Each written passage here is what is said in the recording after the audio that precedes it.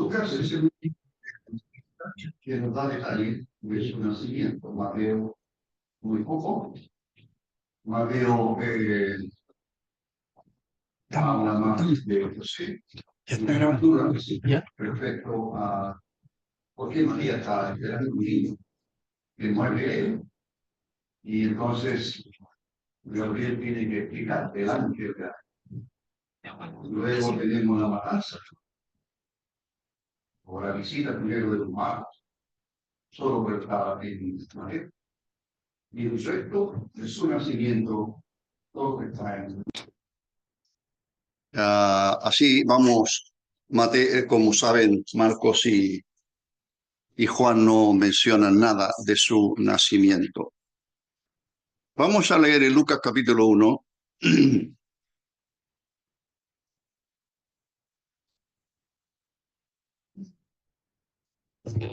Vamos a leer el versículo 26 al 38 y creo que me ocuparé de lo que fue el anuncio de Gabriel a María.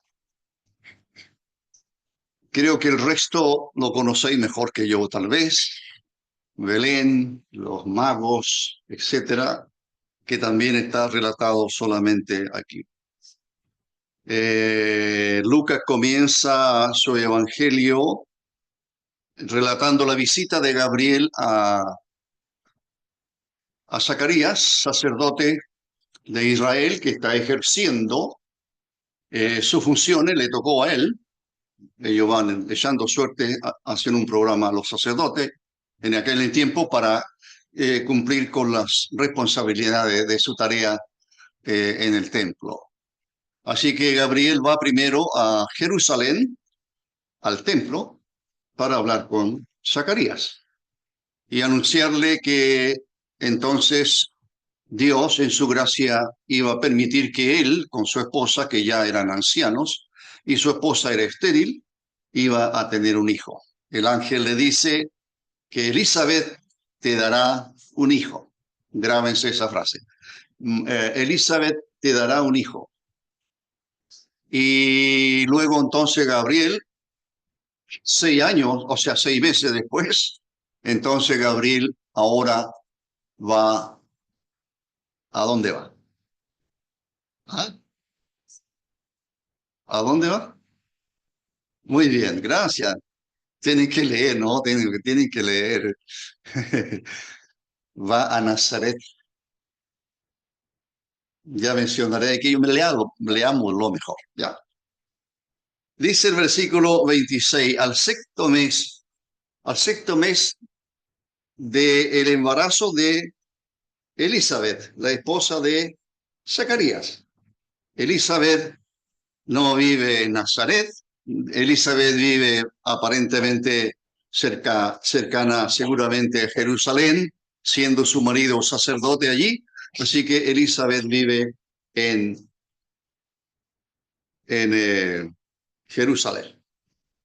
Bueno, al sexto mes del embarazo, valga otra vez la repetición, el ángel Gabriel fue enviado por Dios a una ciudad de Galilea llamada Nazaret, a una virgen desposada con un varón que se llamaba José, de la casa de David, y el nombre de la virgen era María.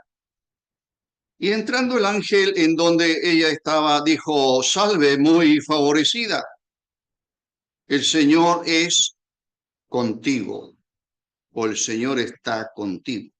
Bendita tú entre las mujeres. Mas ella, cuando le vio, se turbó por sus palabras y pensaba: ¿qué salutación sería esta? Entonces el ángel le dijo: María, no temas, porque has hallado gracia delante de Dios. Y ahora concebirás en tu vientre y darás a luz un hijo, y llamarás su nombre Jesús.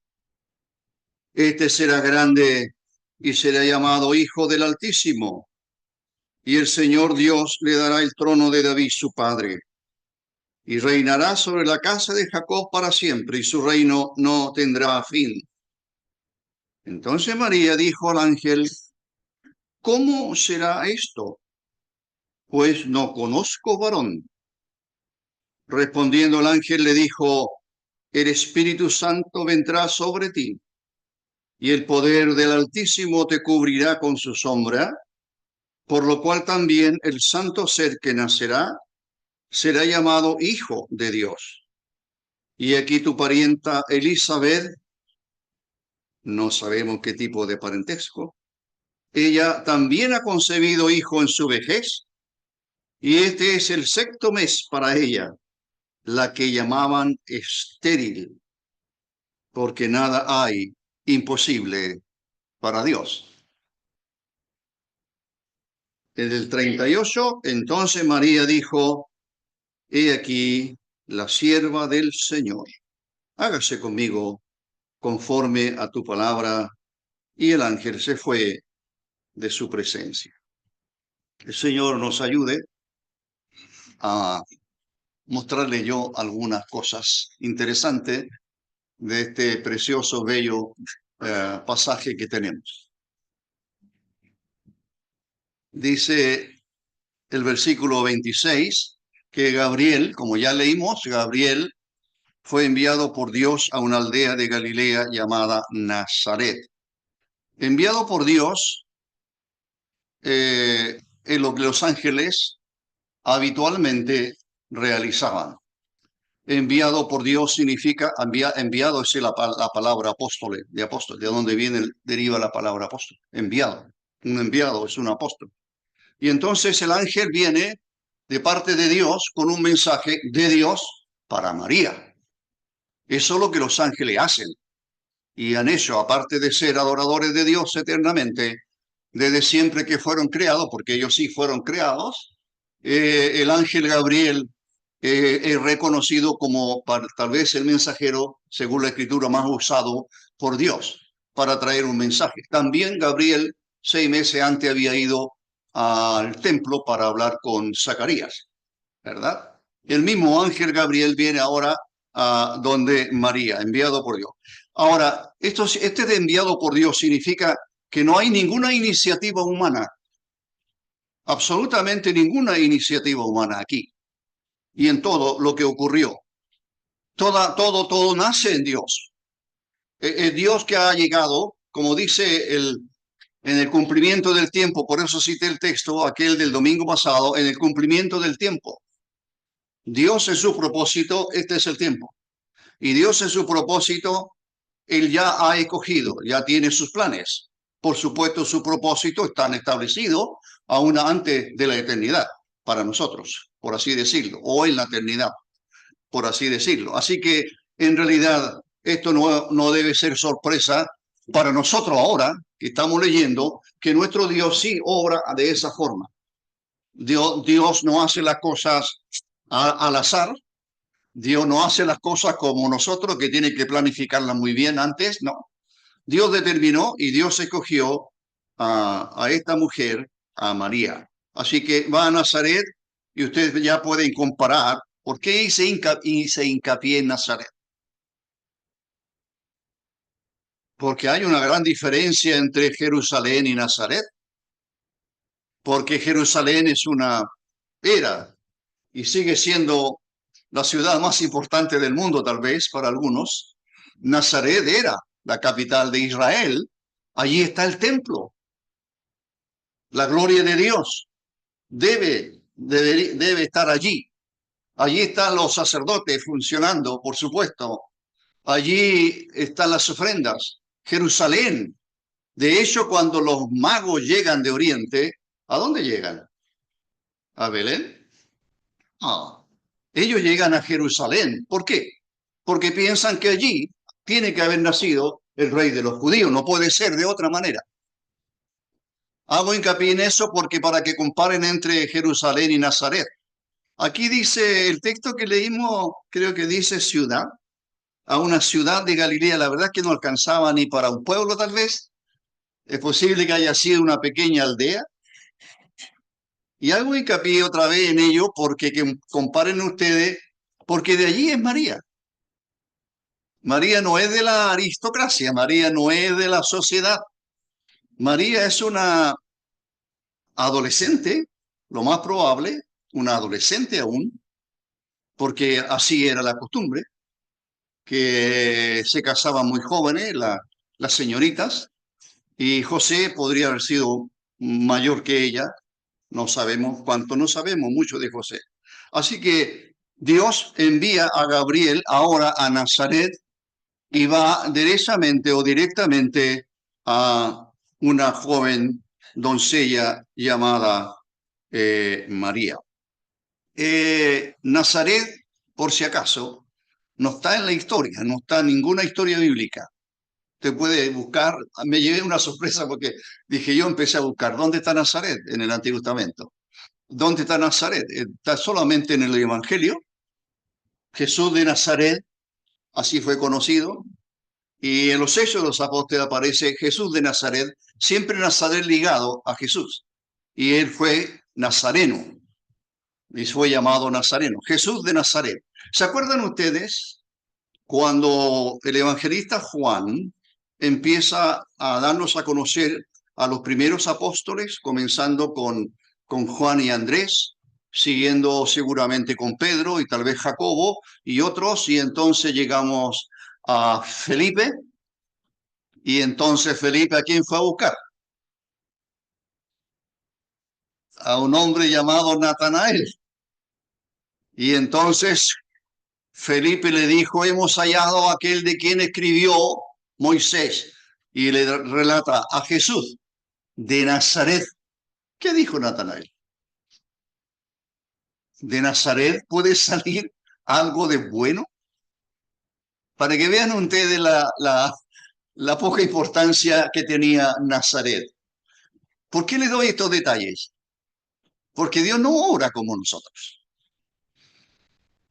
Porque Dios escoge conforme a su gracia y misericordia. 2 veces aparece, creo, el vocablo gracia aquí. Me pareció esta historia leerla y releerla en estos días más bien, quizás, o ayer más. Sigo encontrando de una belleza extraordinaria esto que ocurrió. Esta conversación del ángel con María es tremendamente interesante, esta conversación con María. Así que Nazaret, que no aparece en las Escrituras, un escritor decía que ni siquiera aparece mencionada por Josefo, que es el gran escritor judío, no aparece mencionada por nadie, y allí vivía María y José, por supuesto. Y allí fue criado el Señor. Nuestro Salvador fue criado en Nazaret hasta los 30 años en que él sale ya a su ministerio público, a realizar la tarea que Dios, su Padre, le ha enviado. Así que, mire usted, desde el templo, sagrado templo, el ángel va a un pueblo tan insignificante y sin importancia en Galilea.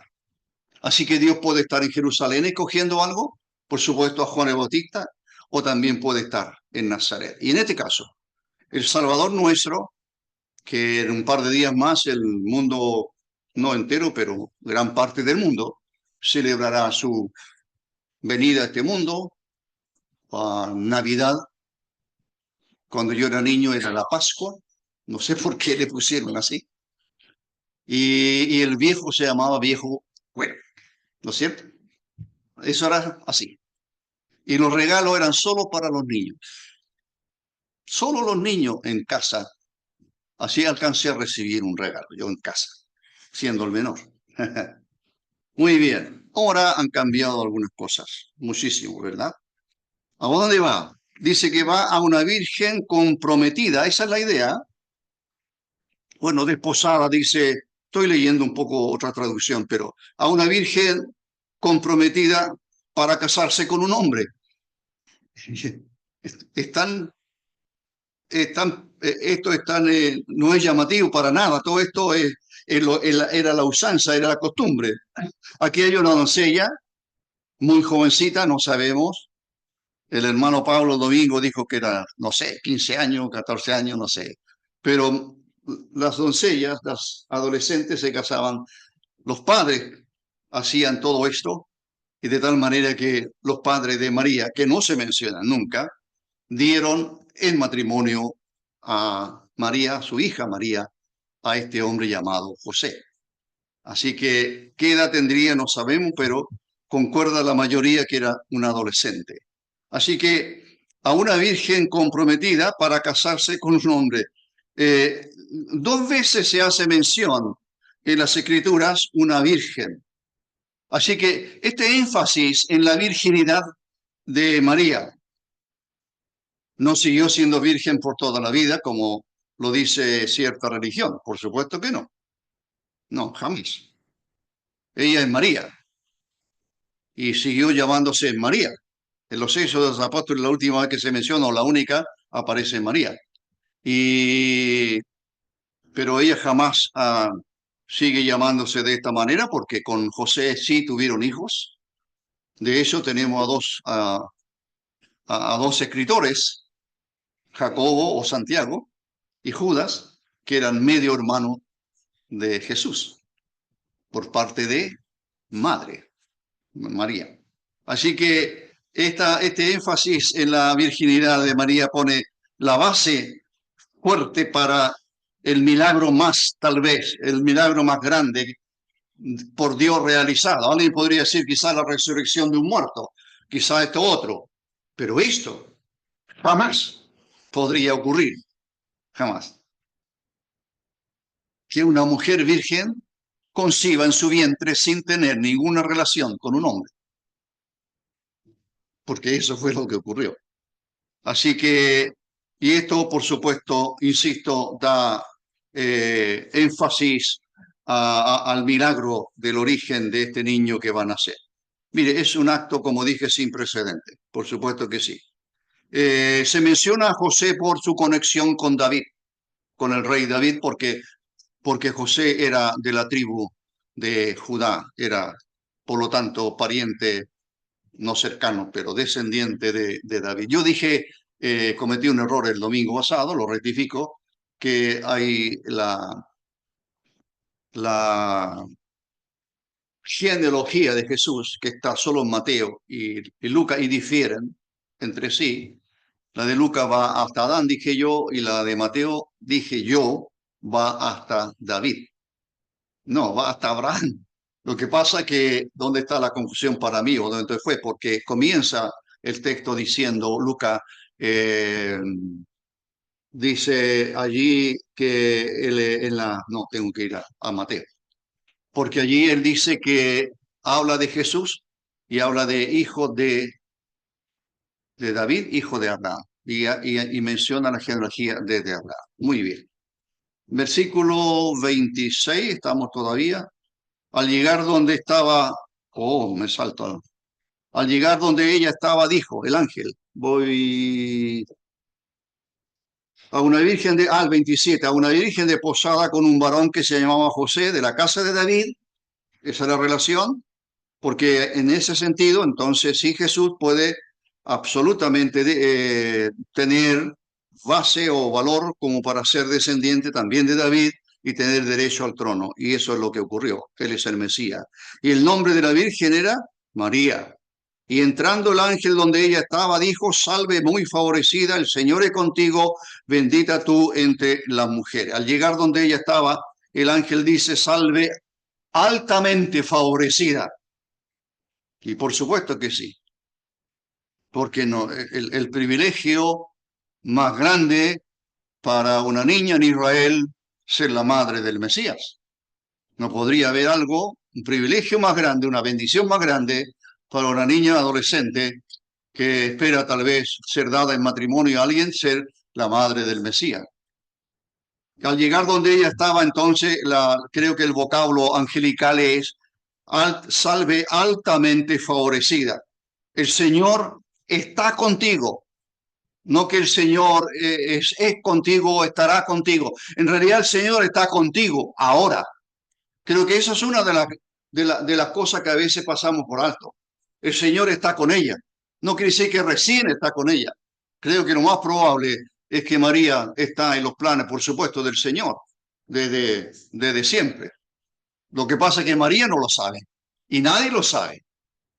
Pero el ángel está diciendo esta gran verdad: el Señor está contigo. Altamente favorecida quiere decir que Dios está mostrando su favor en una forma tremendamente especial a esta joven llamada María. Altamente favorecida. El Señor le está mostrando su favor. Ella es la receptora de la gracia de Dios, como lo somos nosotros también.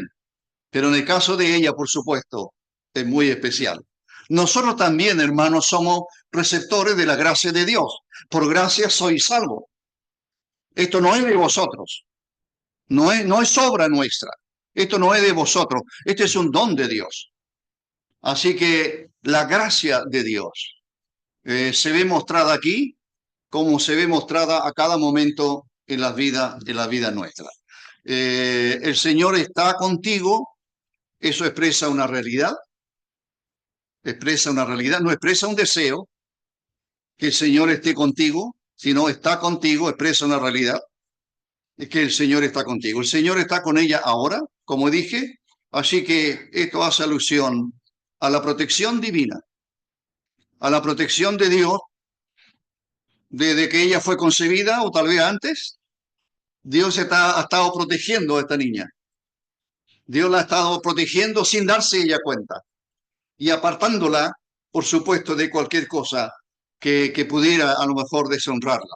Así que esta mujer, esta señorita, porque es una doncella, es una adolescente, ella es altamente favorecida por la gracia. Esa es la gracia del Señor. La gracia del Señor es el favor de Dios, que por supuesto absolutamente no merecido por nosotros.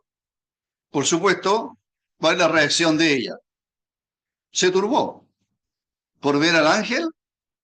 Eso le pasó a Zacarías y eso le pasó a muchos, que se turban o se llenan de temor por la aparición del ángel.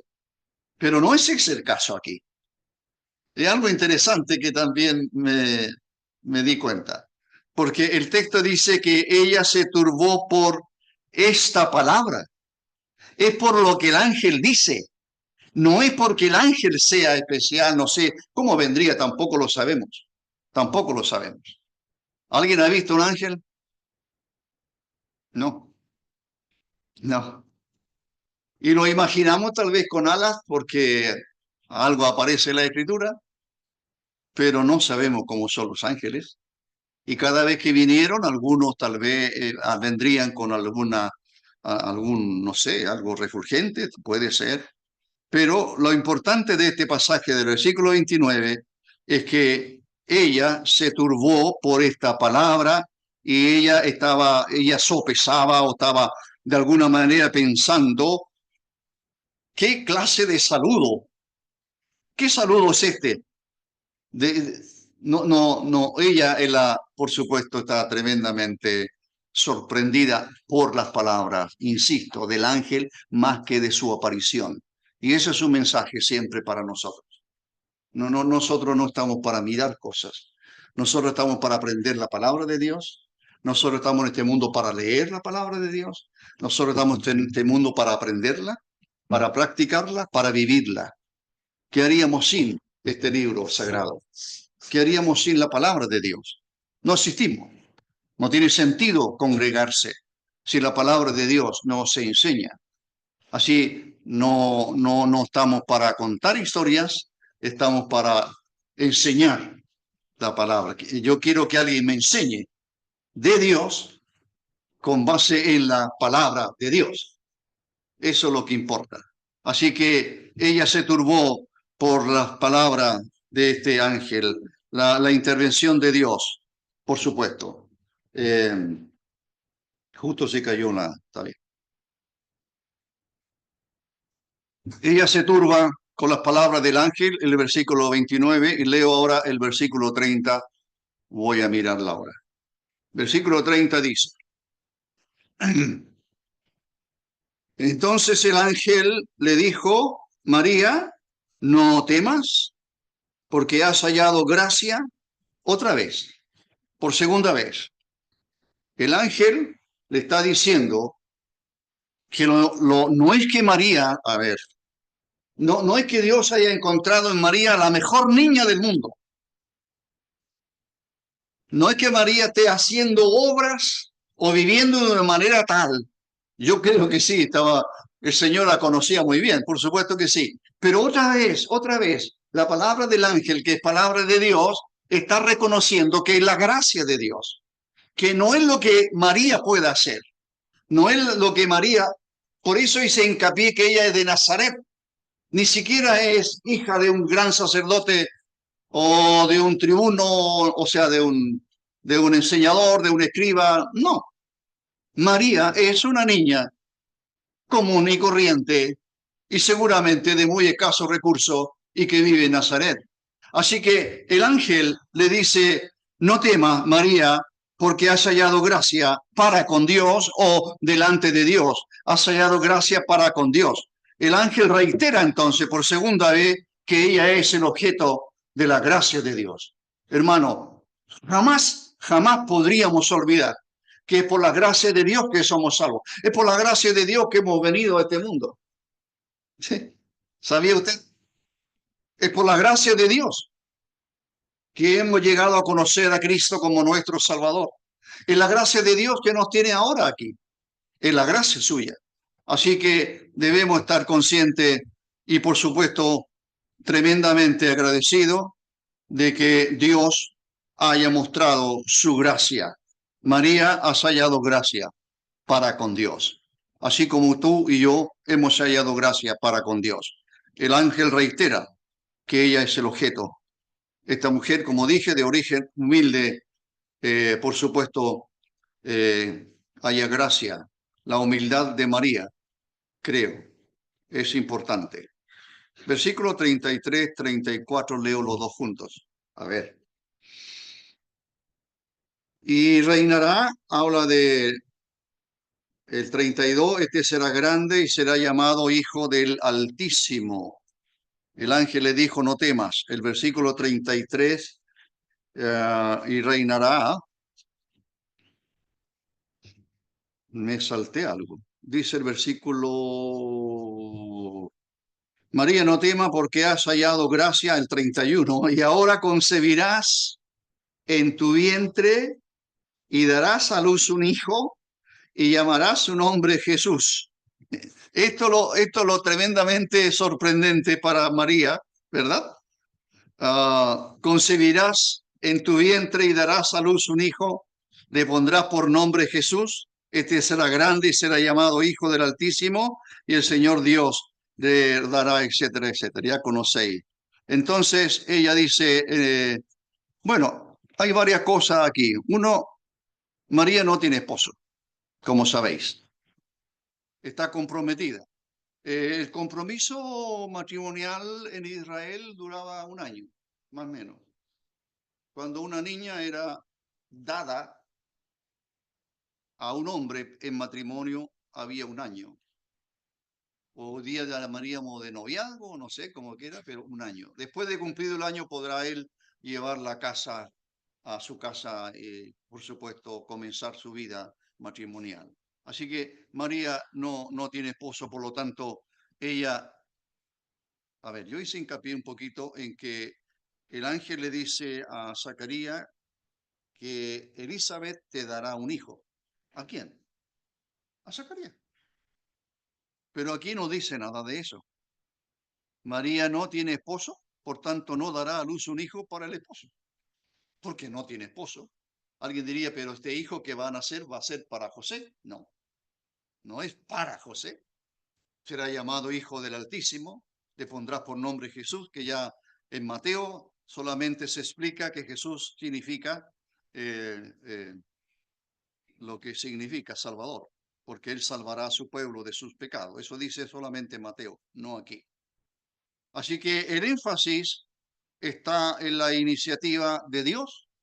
Dios siempre es el que procede desde el inicio, desde la planificación de todo.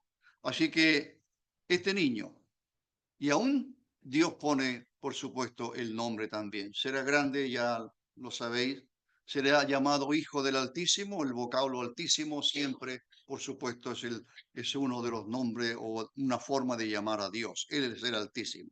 Así que, y el Señor le dará el trono de David su padre, porque es descendiente, o no biológicamente, pero de la tribu de Judá. Por lo tanto, él tiene derecho al trono de David, y eso es lo que dice aquí, y él es el rey de los judíos.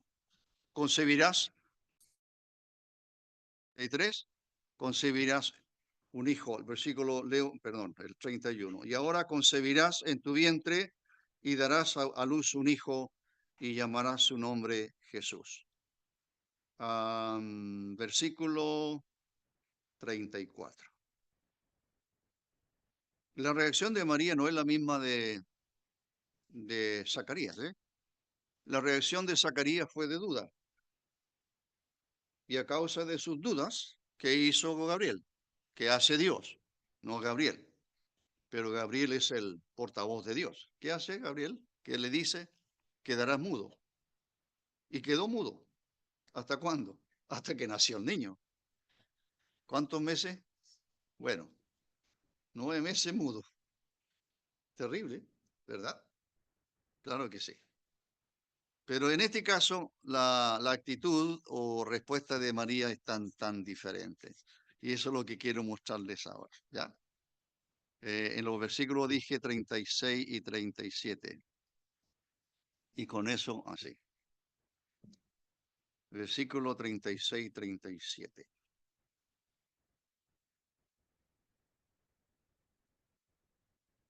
Entonces María, perdón, el 34, entonces María dijo al ángel, ¿cómo será esto? Pues no conozco varón. ¿Cómo será esto? ¿Cómo es posible que yo sea, cómo es posible que pueda nacer un niño si yo no conozco varón? Esa es la idea. Así que el versículo 34, las palabras de María no son palabras de duda, más bien está preguntando, ¿cómo puede ser posible eso? O sea, no es que ella esté dudando, ella lo está diciendo lo que ella sabe, como todos nosotros, que la concepción de un niño tiene que ser una relación entre un hombre y una mujer. Bueno, hoy día la tecnología ha avanzado muchísimo, así, pero no voy a entrar en ese terreno. Dice el versículo 34, entonces María dijo al ángel, ¿cómo será esto? Pues no conozco varón.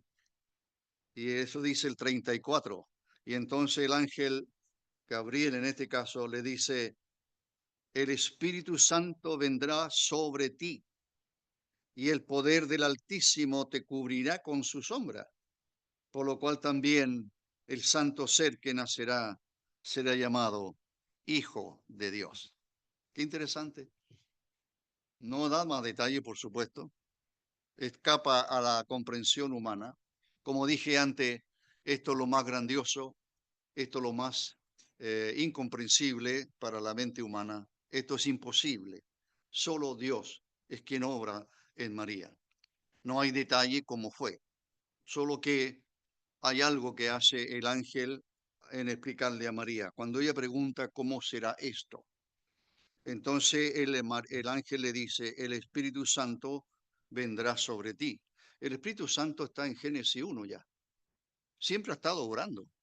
Lo que pasa es que nosotros tal vez es probable que no nos detengamos mucho a pensar, a estudiar y a meditar cuánto el Espíritu de Dios hace en los seres humanos. Y sin el Espíritu de Dios en nosotros, tampoco podríamos ser salvos, ni siquiera existir. A veces hablamos, cuando creímos el mensaje, hacemos énfasis tal vez cuando escuchamos el Evangelio y entonces yo estuve atento y entonces yo creí y empezamos a hablar de todo ese lenguaje. Pero en realidad, quien me lleva a escuchar el Evangelio es el Espíritu de Dios. Quien hace que yo esté atento es el Espíritu de Dios. Si el Espíritu Santo no obrara en nosotros, cuando estamos predicando el Evangelio, el Espíritu de Dios está y obrando en las personas. ¿Quién convence al mundo de pecado, siendo el Espíritu de Santo?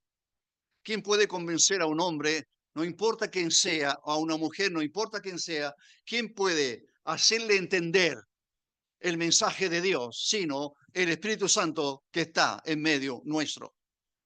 Lo que sucede es que no sabemos cómo obra a veces a Él, o no le damos importancia a cómo Él obra en la vida nuestra, en los corazones en nuestra mente, en nuestra conciencia, etc.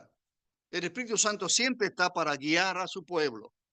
Y eso es lo que creo que una de las enseñanzas también que usted puede mirar en este pasaje. El ángel le dice, el Espíritu Santo vendrá sobre ti. La acción del Espíritu Santo no dice el cómo, los detalles no interesa para nada. Lo importante es lo que María está escuchando. En realidad, yo no voy a tener un hijo con José, yo no voy a esperar a casarme con él, no sabemos cuánto tiempo queda, no sabemos. Recuerdo lo que dice Mateo. José, que era un hombre justo, dice allí, no quería difamarla porque él tenía pleno derecho a llevarla ante los ancianos de la ciudad y decirle que María está embarazada esperando un hijo que no es de él. Y entonces María habría sido apedreada hasta morir. Eso era, así era la ley en el pueblo judío, así era. Entonces, ¿qué hace José según Mateo? La va a dejar secretamente y no le va a decir nada a nadie. Pero no llegó a ocurrir eso porque el ángel va a donde José y le explica lo que va a suceder y él dice que la recibió como mujer, pero no tuvo relaciones con ella hasta que nació el niño. Entonces, aquí dice, el Espíritu Santo vendrá sobre ti. Mire, el poder del Altísimo te cubrirá con su sombra. El poder del Altísimo. Mire, Dios está orando en la concepción. ¿Es su hijo que está viniendo al mundo? No tengo la menor idea cómo fue eso, ni siquiera me atrevo a pensar en ningún detalle. ¿Qué podría decir? Pero el texto es que en la obra del Espíritu de Dios, en la obra dice, el Altísimo te obra, otra vez usa el término Altísimo para dirigirse a Dios, el poder de Dios. El poder de Dios, el poder del Altísimo te cubrirá con su sombra. ¿Dónde tenemos algo así parecido? En el Antiguo Testamento. De hecho, bueno, no sé cómo usted puede entender aquello, pero una nube de luz, una nube de gloria, eh, era como forma de nube la gloria, que la Shekinah tal vez que baja sobre el tabernáculo, una nube de gloria. ¿Cómo puede entender eso? No, ¿verdad? Nosotros vemos nubes y más o menos una primera sorpresa, mi primer vuelo a otro país fue el año 80, creo. Eh, por primera vez volaba. Y entonces cuando uno ve un cielo cubierto de nubes, va pasando y claro, es pura como neblina, diríamos nosotros, y no. Ah, estas son las nubes, así son las nubes. Uno piensa son como de algodón, todas esas cositas, pero no. Bueno, aquí en realidad el poder es una forma, un lenguaje que está usando el ángel para decirle, no temas, María. En realidad, número uno, el Espíritu Santo está en ti. El Espíritu Santo vendrá sobre ti. El Altísimo te cubrirá con su sombra. Y allí entonces ocurre la concepción, sin más detalles. Pero María lo cree. Entonces dice el versículo, el 36, para que ella pueda, apreciar mejor lo que va a ocurrir. Iba a decir a entender mejor lo que va a ocurrir. Pero me da la impresión que María no se hace tantos problemas y acepta todo y cree lo que el ángel está diciendo, porque es palabra de Dios, es obra de Dios. He aquí Elizabeth, dice el 36, 37, tu parienta, algunos dicen que eran primas, no dice la escritura, ella también dice ha concebido un hijo en su edad avanzada. en su vejez. Y este es el 6º mes para aquella que llamaban estéril, porque nada hay imposible para Dios. A veces cantamos ese coro, ¿verdad? No hay imposible para Dios. Y a veces no nos damos cuenta de lo que estamos cantando. A veces cantamos cosas que no están en las Escrituras. Pero aquí creo que es una gran verdad, porque aquí está el ángel diciéndole, es el ángel que le está diciendo a María, no hay imposible para Dios. Nada hay imposible para Dios.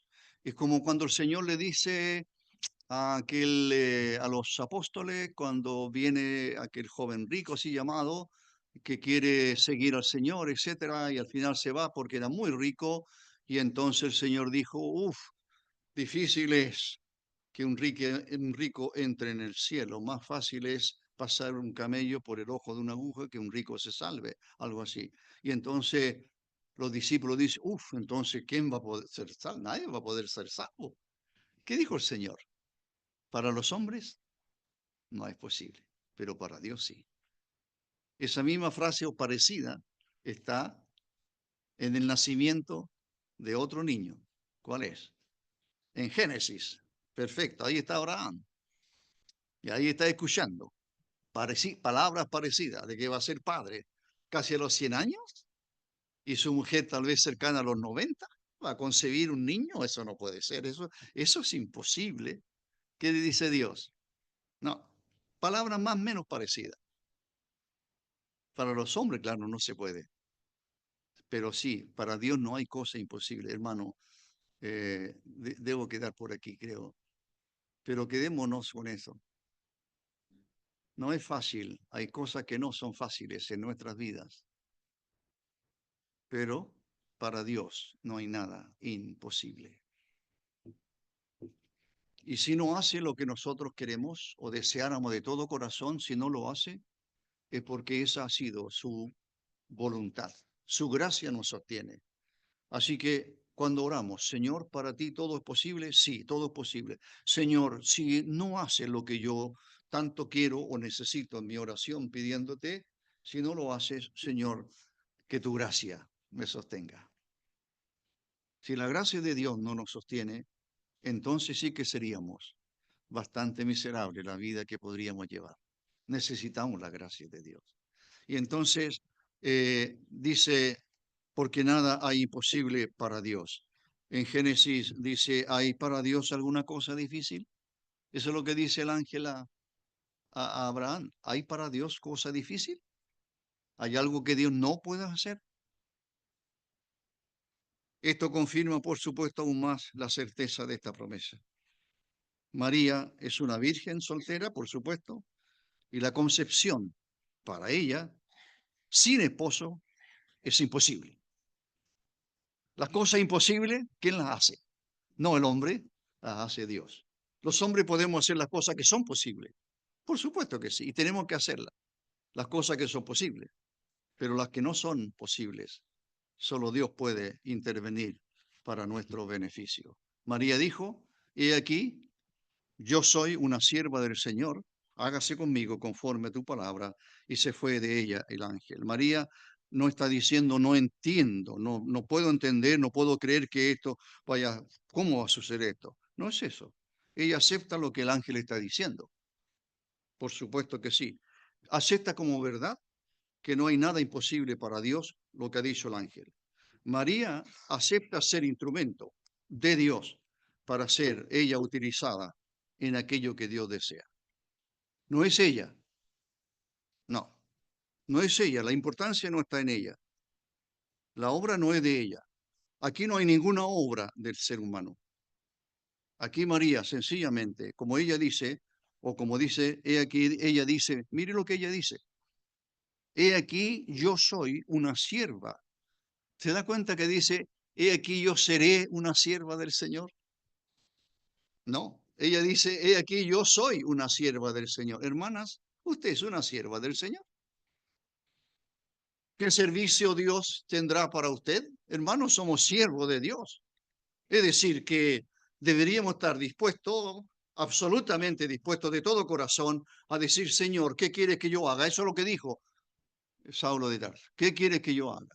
Esa debe ser nuestra palabra. Una sierva del Señor.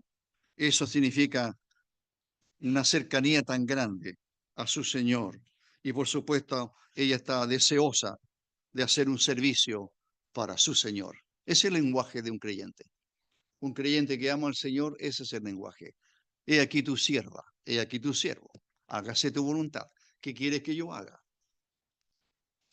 Como dijo aquel en el antiguo, envíame a mí. Envíame a mí. Así dice del Señor, envíame a mí. Muy bien.